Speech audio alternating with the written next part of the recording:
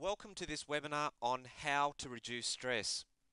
It is important that we manage and reduce our stress because of the negative impacts that it can have on our life.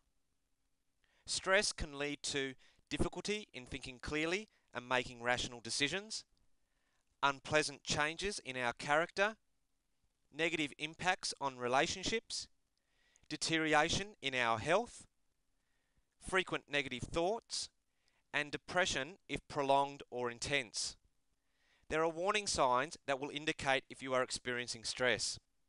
Some of those warning signs are experiencing negative emotions on a frequent basis, physical symptoms, which I will discuss shortly, health issues, behavioural changes, and burnout. This webinar is going to provide you with some strategies to reduce stress. To reduce stress, you need a plan to do so. You need to be deliberate in implementing this plan, and you need to take specific action to control stress. Otherwise, it will control you. So what is stress? Stress is your reaction, mental, emotional, physical, and behavioural, to any thought or event that upsets you negatively. The key words here are your reaction and upsets you negatively.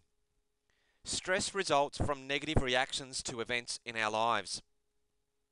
It is not the events themselves that triggers the stress, but rather our response to the events that happen to us. Stress has a cyclical nature to it. It is important for you to understand the stress cycle for you to reduce stress in your life. The stress cycle is triggered by negative thoughts. Stress will only follow when we think negatively.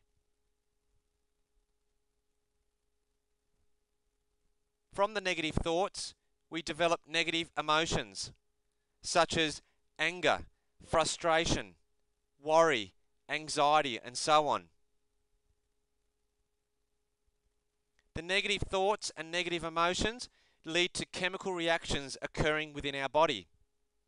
The negative thoughts we are thinking send nerve impulses to the adrenal gland on our kidneys, which speeds up the action of many of our organs and triggers the release of a number of different chemicals into the bloodstream. These chemicals are biochemically and psychologically depressant in their action. Following on from the chemical reactions, a number of physical symptoms may develop.